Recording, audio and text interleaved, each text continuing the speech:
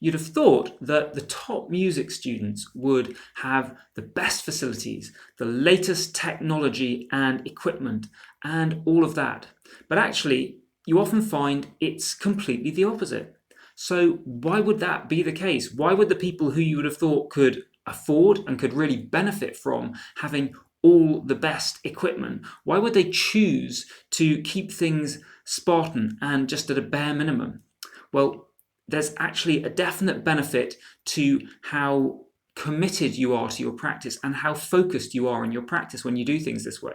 So in this video, I'm going to explain why that is, and I'm going to show you some tips on how you can use those principles and insights to get more progress from your own practice. Hi friends, Morley-Fletcher here, and welcome back to the channel. And there are actually a lot of examples of this sort of setup if you look around. So take the Meadowmount School of Music as one of them. And this counts Yo-Yo Ma, Itzhak Perlman, Joshua Bell, and others among its famous alumni. And this is a school just way out in the countryside. It's basically just a few cabins there. Certainly when it was set up, there was no electricity, no running water, and I don't think there's much changed since then. The students just all stay in really basic dorm rooms, and yet it gets great results, and it's kind of deliberate that it stays that way. And you'll find similar setups in all sorts of other areas too, not just music. So some of the world's highest performing schools, so Finland, South Korea, for example, you look at their classrooms and they tend to be really bare. There is, in sport, the Spartak tennis club at Moscow that's produced Anna Kournikova and many other world top-ranked tennis players, done all this with basically just one indoor court and really basic facilities.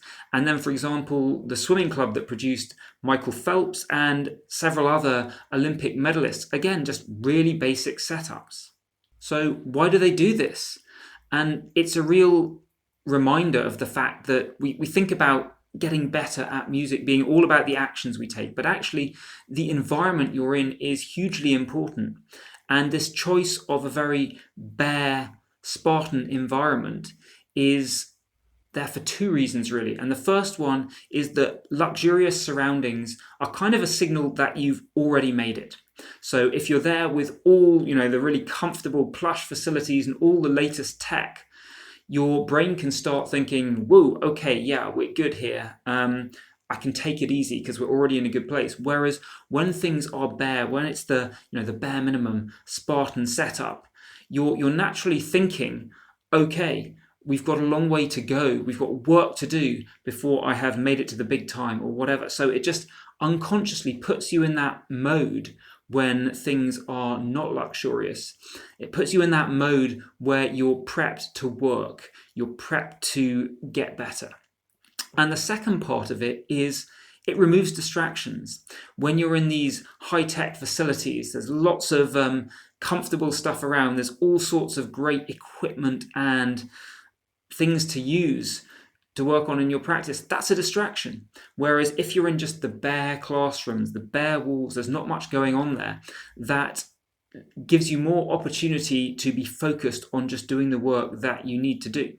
And this is probably a much bigger thing than you realize, because it's very easy to say, well, yeah, okay, but in a distracting environment, I can still choose to focus. And that's very true.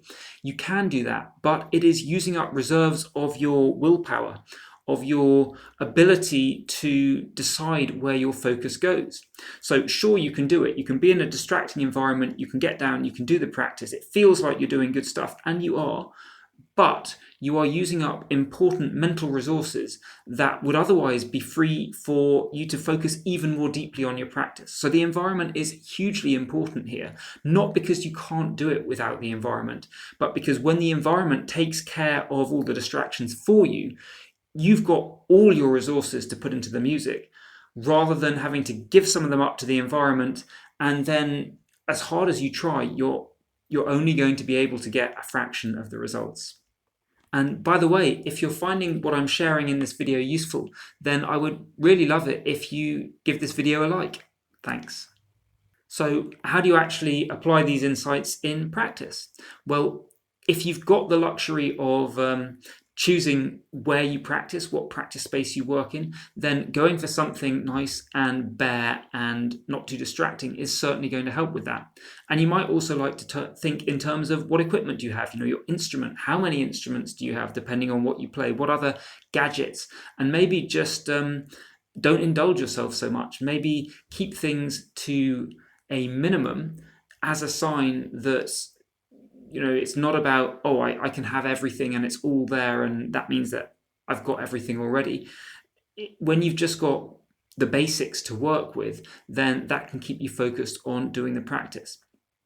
But I think the most important one is actually how you just manage the very tiny environment you're working in. So specifically, what are you using to practice any given topic at one time? So if you look at the music stand over there, I've just got the one music book on it at the moment, and that is a great way to do things. If I'm practicing one topic, let's get rid of all the other stuff. I know it's tempting. If you're anything like me, it's tempting to have all sorts of different bits of sheet music around, or notes, or books, or whatever about all the different things that I want to work on at any one time. But the more that I can reduce that, the less it distracts me. And that's great if you're just reducing it anyway. If I'm only working on 3 big topics at a moment, let's not have all the other things I could be working on there, just taking my brain away from what I could do. But equally, when I'm working on one of those, let's not have the other stuff around as well. Let's clear everything out. Let's have only the things that I really need, so that just that space in front of me, not even the room, not even, is there stuff on the walls, but right in front of me, what am I working from?